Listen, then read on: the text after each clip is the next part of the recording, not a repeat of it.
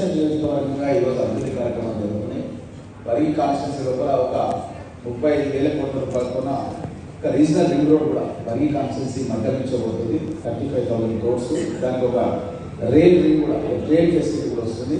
ఇది కాకుండా మీరు వస్తున్నప్పుడు ఇప్పుడు అప్పా జంక్షన్ నుంచి మన్నెంలో 4 లైన్ల రహదారి, అది 10 ఏళ్ల నుంచి కోట్ల కేసుకుంటే నేనే ముఖ్యమంత్రిగా దృష్టి తీసుకొచ్చి అది గ్రీన్ ట్రిబ్యునల్లో కేసును విత్డ్రా చేయించి అది రోడ్ వర్క్ స్టార్ట్ చేయించిన. పెద్ద ఎత్తున రోడ్ వర్క్ చూసింది.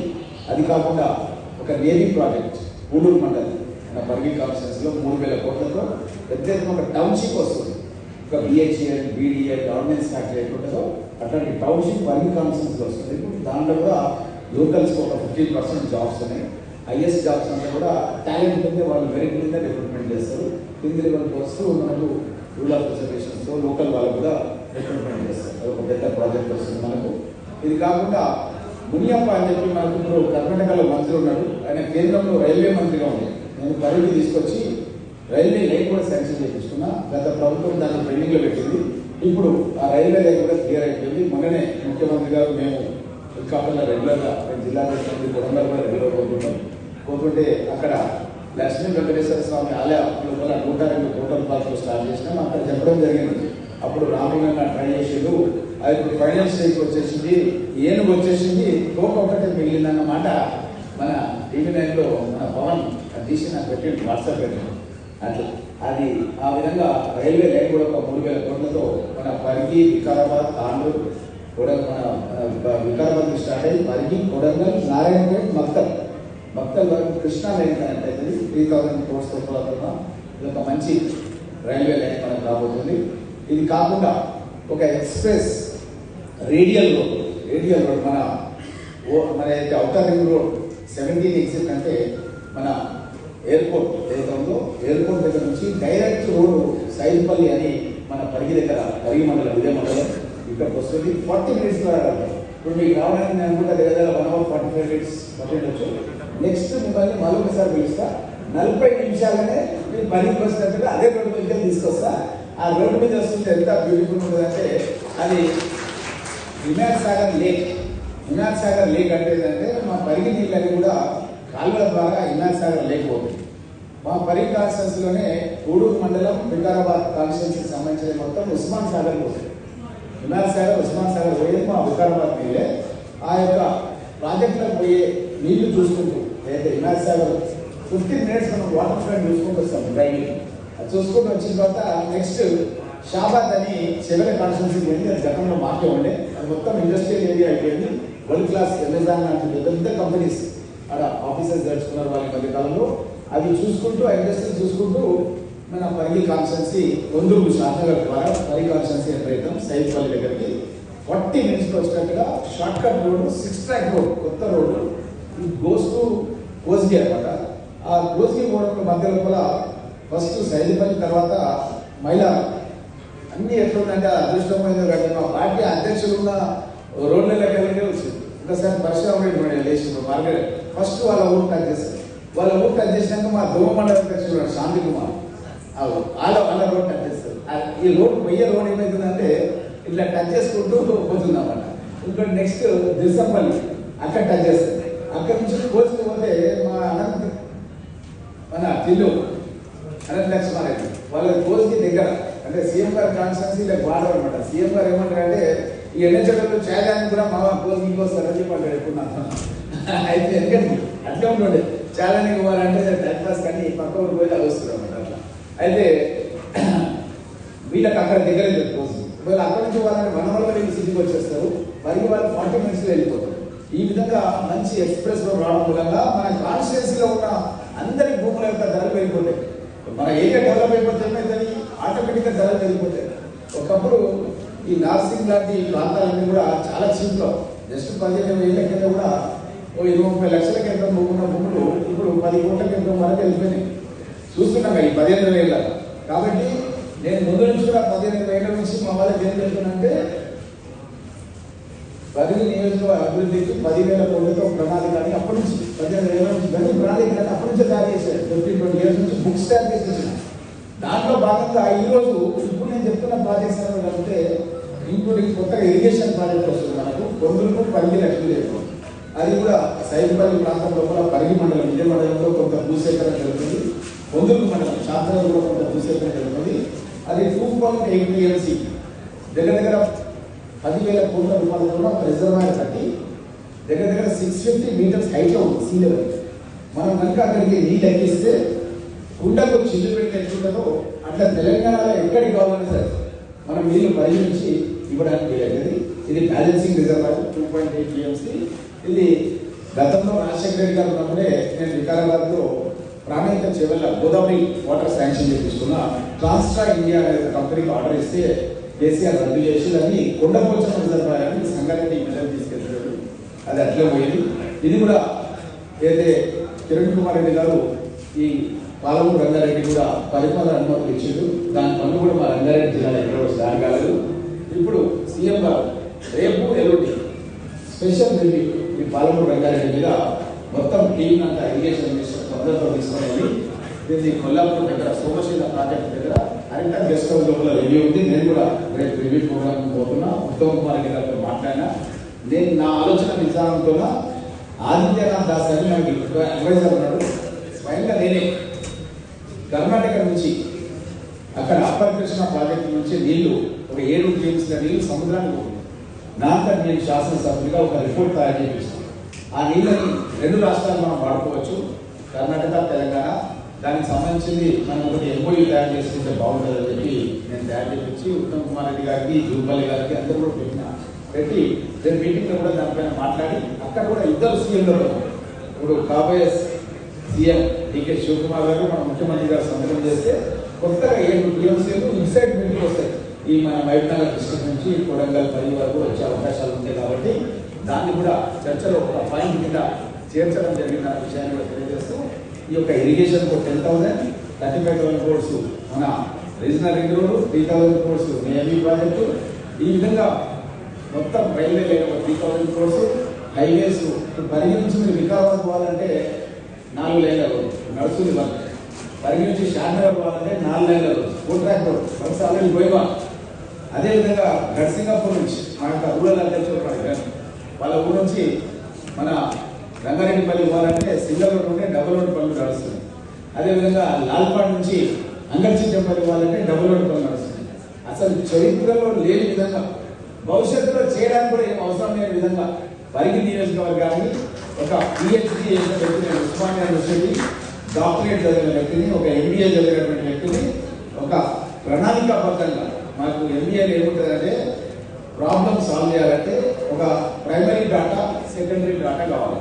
తర్వాత క్వశ్చన్ ఏర్పాటు చేస్తాం, చేసి దాని ప్రకారం డాటా కలెక్షన్ శాంపుల్ కలెక్షన్ చేసి ఫైనల్గా కన్క్లూజన్ చేస్తాం. ఆ విధంగా నేను కూడా 18 ఏళ్ళ నుంచి కష్టపడి పరిగి నియోజకవర్గానికి ప్రణాళిక తయారు చేసి పెద్ద ఎత్తున ఈరోజు 50,000 కోట్లకు సంబంధించినటువంటి ప్రాజెక్టులు పరిగి నియోజకవర్గంలో ఆన్ అయిపోయి వివిధ స్టేజ్లలో వర్క్స్ అన్ని కూడా జరుగుతున్న సందర్భం లోపల మీరు కూడా మీ యొక్క బూతులలో ఇవన్నీ కూడా పనులు జరగాలంటే భవిష్యత్తు లోపల ప్రభుత్వాలు మారినా ఏం జరిగినా ఇవన్నీ కూడా ఆగిపోతాయి. మళ్ళీ వాళ్ళు చేంజ్ చేస్తారు. మనకు తెలుసు కదా, ప్రాణాయిత చివరి శాంక్షన్ చేస్తే వచ్చిన ప్రభుత్వం చేంజ్ చేసేసారు. కాబట్టి అట్లా జరగకుండా ఉండాలంటే మన అందరి శాసనసభ్యులు గెలవాలన్న ఉద్దేశంతోనే మన party AICC incharge Sachin Sawant గారు ఈరోజు నాకు తెలిసింది. ఎక్కడ మీకు అవకాశం ఉంది, ఎవరైనా ఈరోజు మీటింగ్ రాకుండా ఉంటే వాళ్ళని ఎన్రోలర్స్ పెట్టి వాళ్ళను రిమూవ్ చేయాల్సిందిగా ఇక్కడ ఉన్నటువంటి మండల అధ్యక్షులందరూ కూడా తెలియజేస్తాం. ఎందుకంటే ముఖ్యమంత్రి గారి ఆలోచన కూడా ఎన్రోలర్స్ ముందర పెట్టి నడిపించాలని మాకు PSC political affairs committee meeting లోపల ముఖ్యమంత్రి గారు చెప్పడం జరిగిన విషయాన్ని కూడా మీ దృష్టికి తెలియజేస్తూ ఇది చాలా ముఖ్యమైన పని. అంటే మనం అంతా ఏమనుకుంటామంటే మన ఊళ్ళో పంచాయత్ సెక్రటరీ, మన ఊళ్ళో అంగన్వాడీ, వీళ్ళు మనది కట్టేస్తారా, మన గవర్నమెంట్ ఉన్నాక, మన ఎమ్మెల్యే ఉన్నాక, మన సీఎం ఉన్నాక మన ఊరి దగ్గర పోతాయి అని లాపర్వై చేస్తాం. కానీ ఎగ్జాంపుల్ శివారెడ్డిపల్లిలో నా ఓటు ఉంది. ఇప్పుడు నా ఓటు కట్ చేస్తే నేను అడగడానికి వెళ్ళేదన్నమాట. ఎవరికి పవర్ ఉందంటే శివారెడ్డిపల్లి లోపల మా శ్రీకాంత్ పేరు రాసింది. ఎవరి పేరు రాసిన ఎవరి పేరు రాసిన మా శ్రీకాంత్ శివారెడ్డిపల్లిలో పూర్తి ఏజెంట్ ఎవరు చంద్ర ఆల్టర్నేట్ కానీ పెట్టుకున్నాం. మనం ఇప్పుడు పనుల మీద పోయినప్పుడు ఫస్ట్ చంద్రయ్య చెన్నై ఉప సర్పంచ్ ఉండే మా దగ్గర. ఆయన బూత్ లెవెల్ ఆయనకే పవర్ ఉంది. నా ఓటు కొట్టేస్తే కూడా నేను పోయి కలెక్టర్ అడగడం లేదు. దాన్ని పవర్ విధించినట్టు ఎలక్షన్ కమిషన్ ఆఫ్ ఇండియా గుర్తింపు పొందిన రాజకీయ పార్టీలకు ఎవరైతే గుర్తింపు రాజకీయ పార్టీ మనకు అఖిల భారత కాంగ్రెస్ పార్టీ నుంచి పిసిసి అధ్యక్షుడికి పవర్ ఇచ్చారు. ఆయన దారా సింగ్ ఇచ్చిన పవర్. దారా సింగ్ ఏం చేసినంటే చెన్నై లాంటి బూత్ లెవెల్ ఏజెంట్కి ఇచ్చిందన్న. మొత్తం మన దగ్గర 305 బూత్ ఉన్నాయి. 305 మంది ఇక్కడ వచ్చారు. వాళ్ళకే పవర్ ఉందన్నమాట. వాళ్ళు దొంగ ఓట్లు ఉంటే తొలగించవచ్చు, తప్పుడు ఓట్లు ఉంటే తొలగించవచ్చు. కొత్త కూడలు పెళ్లి చేసుకొని వచ్చింది మధ్యకాలంలో మన కాన్ఫరెన్స్కి వచ్చి చాలా పెళ్లిళ్ళకు మనకు అటెండ్ చేసినాం. వాళ్ళన్నీ కూడా ఏం చేయాలంటే వాళ్ళ భర్త ఇంటి నెంబర్ ఉంటుంది. ఆ ఇంటి నెంబర్ మీద మ్యాపింగ్ చేసి ఆ ఓట్లు మనం యాడ్ చేయాలి. నెక్స్ట్ ఎలక్షన్స్లో మనకు ఓట్లు పెరుగుతాయి. అదేవిధంగా మీకు తెలుసు కొంతమంది పెళ్లిళ్ళు చేసుకొని వెళ్ళిపోయారు, వేరే కాన్ఫరెన్స్లోకి వెళ్ళిపోయారు. మీకు తెలుసు అవి తొలగించాలి. అవి ఇక్కడ పెట్టుకోవద్దు. ఎందుకంటే మనకు అవసరం లేదు కదా, మన కాన్ఫరెన్స్ నుంచి మ్యారేజ్ అయ్యి వెళ్ళిపోయాడు. కాబట్టి అలాంటి ఓట్లు తొలగించాలి. నిజంగా ఉంచుకోవాల్సినటువంటి ఓట్లు మనం ఉంచుకోవాలి. అదేవిధంగా ఎవరైనా చనిపోయిన ఉంటే కూడా తొలగించాలి. ఈ విధంగా చేయాలి. మనం గతంలో కూడా చూసినాం. కొంతమంది వేరే మండలాలు పెట్టుకొని మళ్ళీ ఇక్కడ పెట్టుకొని ఇక్కడ వచ్చి డబుల్ ఓటింగ్ చేసేది. పత్రికా మిత్రులు కూడా అందరూ తెలుసు లాస్ట్ టైం గతంలో మరి ఏం జరిగిందని. అట్లా జరగకుండా ఒక వ్యక్తికి ఒకటే ఓటు ఉండాలి. ప్రజాస్వామ్య పద్ధతిలో కూడా కరెక్ట్ ఎలక్షన్ జరుగుతున్న ఉద్దేశంతోన ఈ యొక్క గైడ్ లైన్స్ ఇస్తూ అన్ని రాష్ట్రాలు కూడా ఈ యొక్క ట్రైనింగ్ అనేది మన పార్టీ తరఫున జరుగుతుంది. ఈ ఎస్ఐఆర్ అనేది ఇప్పుడు మన తెలంగాణ పైన పంజాబ్ పైన బీజేపీ ప్రభుత్వం గురిపెట్టింది. ఎందుకంటే ఓట్లు తీసేయాలని ఒకటి ప్లాన్ పని చేస్తున్న వాళ్ళు.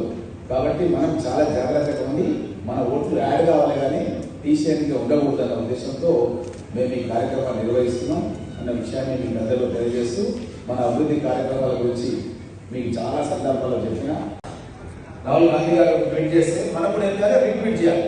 అట్లా ఒక్కొక్క అంశం పైన మన నాయకులు ఏం చేస్తున్నారో అది చేయాలి. అదేవిధంగా ఎక్కడైనా సరే ముఖ్య నాయకులది పేర్లు తీసుకోవాలి, వాళ్ళ ఫోటోలు వేయాలి. కొంతమంది నాయకులు నాకంటే కూడా పెద్ద ఫోటోలు వేసుకుంటారు. కాన్షియస్ మీకు తెలుసు పేరు చెప్పదు. ఒకే ఒక ఎమ్మెల్యే నేను మొత్తం రంగారెడ్డి జిల్లాలో ఒకే ఎమ్మెల్యే కష్టకాలంలో 2014లో ఉన్నాను. ముఖ్యమంత్రి విషయం 40 లక్షల రూపాయలు ఖర్చు పెట్టి మీటింగ్ పెడితే నాకంటే పెద్ద వేసుకుంటాం. అసలు పని చేద్దాం. మనం ఎవరు చేయాలి? మనము మన సోనియా గాంధీ, రాహుల్ గాంధీ వీళ్ళ వేసి తర్వాత మనం వేసుకోవాలి. కానీ అట్లా చేయకుండా డైరెక్ట్ వేసుకుంటే అది పార్టీ ఒక్కరు సీరియస్గా తీసుకుంటే మనం మీటింగ్లో మనం చెప్పారు. మన జాతీయ నాయకత్వం గురించి ఎక్కడైనా సరే మనము ఖచ్చితంగా వాళ్ళ ఫోటో వేయాలి అన్న విషయాన్ని మనకు చెప్తూ రీట్వీట్ కూడా చేయాలి. వాళ్ళు చేసిన దాన్ని రీట్వీట్ కూడా చేసి ఇంకా వేరే వాళ్ళతో మెసేజ్ వచ్చేట్టుగా చేయాలి అనేది చెప్పి ప్రభుత్వం చేస్తున్న కార్యక్రమాలని నేను చెప్తుంటాను. నేను చెప్పింది మీరు చెప్పాలి. అందరూ వింటున్నారు, అన్ని చేస్తున్నారు, కానీ మళ్ళా ఇంటికి పోయినాక మర్చిపోతున్నారు అన్నమాట. ఎట్లయితే మనం ఒక మన బ్యాగ్ తీసుకుపోయి ఇంటికాడ పెడితే మళ్ళీ మనం బ్యాగ్ తీసుకొని బయటకు వస్తే ఎట్లా వస్తామో అట్లా అది అక్కడికే మర్చిపోతున్నాం అన్నమాట. మనం చెప్తున్న దాన్ని మీరు పొద్దుగా చేస్తే సాయంత్రం వరకు ఎవరు కనబడ్డా సరే మన ప్రభుత్వం ఏం చేస్తుంది, మన పార్టీ ఏం చేస్తుంది, మన నాయకులు ఏం చేస్తున్నారు అనేది మీరు చర్చ చేయాలి. మీరు చర్చ చేస్తున్నట్టు కూడా మాకు రిపోర్ట్స్ ఉన్నాయి. ఎవరు చేస్తున్నారు, ఎవరు చేస్తున్నారు కూడా మాకు రిపోర్ట్స్ ఉన్నాయి. ఎవరు గుట్ట మాట్లాడుతున్నారు కూడా రిపోర్ట్స్ ఉన్నాయి. అవి కూడా ఉన్నాయి. అదే కదా. కాబట్టి మీకు చెప్పేది ఏంటంటే ప్రభుత్వం చేస్తున్న సంక్షేమ కార్యక్రమాలను ప్రజల దగ్గరికి తీసుకెళ్ళాలి. ఆ విధంగా మీకు తీసుకెళ్ళిన తర్వాత మీరు కూడా అబ్జర్వ్ చేయాలి. మీ కింద ఉండేటువంటి సర్పంచులు వాళ్ళు వార్డు సభ్యులకు చెప్పాలి, వార్డు సభ్యులకు చెప్పాలి, ప్రజలకు చెప్పాలి. ఈ విధంగా మనము ఒక సిస్టమ్ ప్రకారము ప్రభుత్వం చేస్తున్నటువంటి పనులను ప్రజలకు చెప్పే విధంగా చేస్తేనే మనకు భవిష్యత్తు లోపల ప్రజాదరణ పెరిగి మళ్ళీ మనం అధికారంలోకి వస్తాం. ముఖ్యంగా ఈ మధ్య కాలంలో ఎన్నికలు జరిగినాయి. వెస్ట్ బెంగాల్ ఎన్నికలు మనం తీసుకుంటే అక్కడ ఉన్నటువంటి మమతా బెనర్జీ గారు చాలా సింపుల్గా ఒక 100 రూపాయల చీర కట్టుకొని హవాయి రబ్బర్ చెప్పులు వేసుకొని చాలా సాధారణ మహిళగా ఆమె ప్రజల్లో పనిచేసి 3 సార్లు ముఖ్యమంత్రిగా ఉండి చాలా ప్రాచుర్యం పొందినటువంటి ముఖ్యమంత్రిగా ఉంది వెస్ట్ బెంగాల్. బీజేపీ పైన అల్పెరగని పోరాటం చేసింది. కానీ అక్కడ పరిస్థితి మన రిజల్ట్ ఏంటంటే ఎమ్మెల్యేగానే ఓడిపోయింది. వాళ్ళ పార్టీ ఓడిపోయింది, ఆమె ఓడిపోయింది. స్టాలిన్ తండ్రి కరుణానిధి కూడా ముఖ్యమంత్రిగా ఉండే, స్టాలిన్ కూడా ముఖ్యమంత్రిగా ఉండే. అన్ని సర్వే రిపోర్ట్స్ స్టాలిన్ గెలుస్తుండ్రు, డిఎంకే పార్టీ అధికారంలోకి వస్తుందని అన్నింటిలో వచ్చింది. కానీ స్టాలిన్ ఎమ్మెల్యే ఓడిపోయాడు. మీరందరూ చూస్తున్నాం. రాజకీయాల్లో బండ్లు ఓడలైతే అని చెప్పి మనకి వెనక నుంచి కూడా మనకు సామెత ఉన్నాయి, మనం చూసినాం. కాబట్టి మన పిసిసి ప్రెసిడెంట్ మహేష్ కుమార్ గౌడ్ గారు సీఎం గారి ముందు, నాయకులందరి ముందు చెప్పడం జరిగింది. ఏం చెప్పిందంటే, మహేష్ కుమార్ గౌడ్ గారు రాహుల్ గాంధీ గారి దగ్గర పోయి మాట్లాడుతున్న సందర్భంలో కూడా ఆయన ఒక మాట చెప్పాడు, మనం ఉట్టి అభివృద్ధి కార్యక్రమాలను నమ్ముకొని మనం గెలుస్తామని అనుకోదు. పక్కన ఉన్నటువంటి జగన్ ఆంధ్రప్రదేశ్లో నవరత్నాలు పెట్టింది పథకాలు. నవరత్నాలు పెట్టి ఎలక్షన్లకు పోతే ఏమైందంటే 11 సీట్లు గెలిచినాయి. ఎన్ని? ఓన్లీ 11 సీట్లు గెలిచినాయి. కాబట్టి ఏంటంటే ఎమ్మెల్యేలకు కానీ, ఎంపీలకు కానీ, లేకపోతే మున్సిపల్ చైర్పర్సన్ కానీ, లేకపోతే సర్పంచ్లకు కానీ, వీళ్ళకి కూడా మనము ప్రిఫరెన్స్ ఇవ్వాలి, వీళ్ళకి కూడా టైం ఇవ్వాలి, వీళ్ళతో కూడా మాట్లాడాలి. దీని గురించి ముఖ్యమంత్రి గారు స్వయంగా ఒక 4 గంటల మీటింగ్లో కూడా డిసైడ్ చేసింది ఏంటంటే, ముఖ్యమంత్రితో సహా, మంత్రులతో సహా ప్రతి 10 రోజులకు ఒకసారి పార్టీ కార్యక్రమాలపైన పనిచేస్తాం. ఇది డిసైడ్ అయిపోయి దానికి టైం టేబుల్ తయారు చేయమని చెప్పి ముఖ్యమంత్రి గారు మహేష్ కుమార్ గౌడ్ గారిని గజ్వేల్ కాన్స్టిట్యున్సీ సీఎం గారు డిసైడ్ చేస్తున్నాం. గజ్వేల్ అంటే ఎవరు తెలుసు కదా, కేసీఆర్ కాన్స్టిట్యున్సీ. అంటే ఆ కాన్స్టిట్యున్సీలో నేను పనిచేస్తా, కాంగ్రెస్ పార్టీని వచ్చేసారి అధికారంలో తీసుకొస్తా. ఇది గజ్వేల్ కాన్స్టిట్యున్సీ సీఎం గారు డిసైడ్ చేస్తున్నారు. ఈ విధంగా మంత్రులందరూ కూడా 10 రోజులకు ఒకసారి డ్యూటీ చేస్తున్నారు. 10 డేస్కి ఒకసారి వాళ్ళు సెక్రటరీ పోదు, సెక్రటరీ బంద్ కాదు. వాళ్ళు చేయాల్సిన పని ఏంటంటే కాన్స్టిట్యున్సీ తిరగాలి. ఇన్ఛార్జ్ మినిస్టర్స్ కానీ, జిల్లా మంత్రులు కానీ వాళ్ళు కాన్స్టిట్యున్సీలో పోయి మీటింగ్ పెట్టాలి. పెట్టి ఎట్లా మన క్యాడర్ అభివృద్ధిలోకి తీసుకురావాలి, వాళ్ళకి ఏం పథకాలు తీసుకోవాలి, ఏం ఇబ్బందులు ఉన్నాయి, ఎట్లా, దీని మీద ఒక ప్లాన్ తయారైతుంది. అందరూ కూడా కర్ణాటక డీకే శివకుమార్ గారి ప్రమాణ స్వీకార కార్యక్రమం ఉన్నారు. రాగానే 3-4 రోజుల ప్లాన్ తయారైపోతే టైం టేబుల్ ఇచ్చేస్తారు. ఇచ్చేసి మొత్తం యంత్రాంగం అంతా కూడా మంత్రులు, ముఖ్యమంత్రులు కూడా ప్రజలతో మమేకమై, కార్యకర్తలతో మమేకమై ఏ విధంగా పార్టీని వచ్చే ఎన్నికల్లో కూడా మళ్ళీ అధికారంలో తీసుకురావాలి అన్న దాని మీద మన కాంగ్రెస్ పార్టీ దృష్టి పెడుతూ, మొట్టమొదటి స్టెప్ గెలవాలంటే ఓటర్ లిస్టు పైన మనకు గ్రిప్ ఉండాలి. ఓటర్ లిస్టు పైన గ్రిప్ ఉండాలంటే ఇది లింక్లో గతంలో మన మన్మోహన్ సింగ్ గారు ప్రధానమంత్రి ఉన్నప్పుడు 2004-06 ప్రాంతం లోపల ఈ ఎస్ఐఆర్ స్పెషల్ ఇంటెన్సివ్ రివిజన్ అనేది తీసుకోవడం జరిగింది. ఇది ఓటర్ లిస్టు యొక్క ప్యూరిఫికేషన్, అంటే ఓటర్ లిస్టు శుద్ధీకరణ అంటారు. శుద్ధీకరణ అంటే ఏంటంటే చచ్చిపోయిన ఓట్లు తీసేయడం, లేకపోతే డబల్ ఓట్లు ఉంటాయి. హైదరాబాద్లో ఓట్లు ఉంటుంది, ఈడ ఓట్లు ఉంటుంది. ఆడ ఒకసారి ఎలక్షన్ అవుతుంది, ఈడ ఒకసారి ఎలక్షన్ అవుతుంది. ఆడ ఓటేస్తారు, ఈడ ఓటేస్తారు. ఒక వ్యక్తికి ఒకటే ఓటు ఉండాలంటే 2 ఓట్లు ఉండడానికి లేదు. ఇవన్నీ కూడా తిరగడానికి అప్పుడు మన ప్రభుత్వమే తీసుకొచ్చింది. కానీ ఇప్పుడున్న బీజేపీ ప్రభుత్వం ఏంటంటే దీన్ని మిస్యూజ్ చేస్తుందన్నమాట. దీన్ని మిస్యూజ్ చేసి ఏం చేస్తుందంటే, కాంగ్రెస్ పార్టీకి ఓటేసే ఓట్లు ఏ ఓట్లు ఉంటాయో, ఉదాహరణకు మైనార్టీలు కానీ, ఎస్సీలు కానీ, ఎస్టీలు కానీ, కొన్ని ప్రాంతాల్లో కాంగ్రెస్ పార్టీకి వేస్తారు. వాళ్ళ ఓట్లు తీసేస్తారు. ఎట్లా తీసేస్తారు? దానికి కూడా ఒక రూల్ పొజిషన్ ఉంటుంది, ఒకే తీసేందుకు రాదు. ఎగ్జాంపుల్, మన దగ్గర గిరిజనులు చాలా మంది ఉంటారు, తాండాలు ఉంటాయి. ఇప్పుడే మన గోపాల్ నాయక్ వచ్చారు. వాళ్ళ తాండాలలో చాలా మంది పూనాలు ఉంటాయి, చాలా మంది పూనాలు ఉంటాయి. అయితే మన దగ్గర ఉన్నటువంటి పంచాయతీ సెక్రటరీలకు, మన దగ్గర ఉన్నటువంటి అంగన్వాడీలకు, మన దగ్గర ఉన్నటువంటి రెవెన్యూ సిబ్బందికి మనము బిఎల్ఓలుగా అపాయింట్ చేసినాము. మిమ్మల్ని ఏమో బిఎల్ఏగా అపాయింట్ చేసినాము. బిఎల్ఓలుగా ప్రభుత్వం అపాయింట్ చేసింది, గవర్నమెంట్. ఎవరి ఆదేశాల ప్రకారం అపాయింట్ చేసింది? Election commission of India. ఎవరి చేతిలో ఉంది ఎలక్షన్ కమిషన్ ఆఫ్ ఇండియా అంటే ఈరోజు మోడీ చేతిలో ఉందన్నమాట.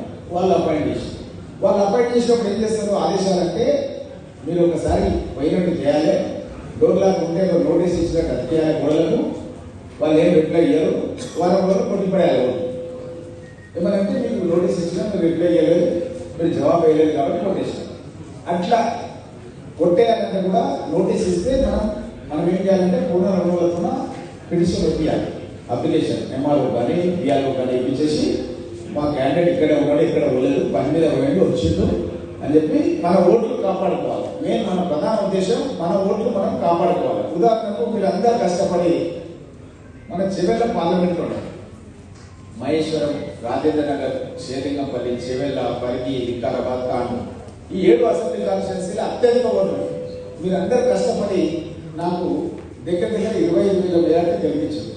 ఏ విధంగా 25,000 ఓట్లు వచ్చినాయంటే, నేను జిల్లా అధ్యక్షుడిగా ఈ బూత్ లెవెల్ కమిటీస్ పైన చాలా దృష్టి పెట్టి మొత్తం రాష్ట్రం అంతా తిరిగిన. ఇప్పుడు ఎట్లయితే మేము స్టార్ట్ చేసామో కల్లి నుంచి అప్పుడు కూడా డేటా అనలిటిక్స్ డిపార్ట్మెంట్ అని ఆ డిపార్ట్మెంట్ ద్వారా మెంబర్షిప్ డ్రైవ్ శక్తి అని అప్పుడు ప్రోగ్రామ్ ఉంది, మీకు అందరూ కూడా తెలుసు. శక్తి అనేది శక్తి యాప్ అంటే తెలుసు మీకు అందరూ కూడా. దానికి కొంతమందికి పరశురామ రెడ్డికి అయితే రాహుల్ గాంధీ గారే ఆయనకు అవార్డు ఇచ్చారు. ఇంకొకరు ఇచ్చారు కదా, ఇంకొకరిని ఇచ్చినా మన కాన్సెప్ట్. ఎందుకంటే ఎక్కువ మంది ఎవరైతే చేసిందో వాళ్ళకి రాహుల్ గాంధీ గారే శక్తి మెంబర్షిప్ ఎవరైతే చేపిస్తారో పార్టీలో మెంబర్షిప్ డ్రైవ్ చేసిన దానికని ఇవ్వడం జరిగింది. అయితే అట్లా చేసే పట్టుకనే ఆ ఎన్రోలర్స్ పెట్టిన మనం అప్పుడు ప్రతి బూత్లో కూడా ఎన్రోలర్ని పెట్టి ఎన్రోలర్ ద్వారా మనం ఈ మెంబర్షిప్ అనేది చేయించినాం. దానికి ఓటీపీ కూడా వస్తుంది, అప్పుడు మీకు ఐడియా ఉంది. అట్లాంటి వాళ్ళని పెడితే ఈ యొక్క ఫలితాల గురించి కొంత ట్రైనింగ్ ఉంటుంది కాబట్టి బాగుంటుందని చెప్పింది. కాబట్టి ఎక్కడైనా సరే అవసరమైతే కొన్ని జాగాలో పెట్టిందని నాకు తెలిసింది.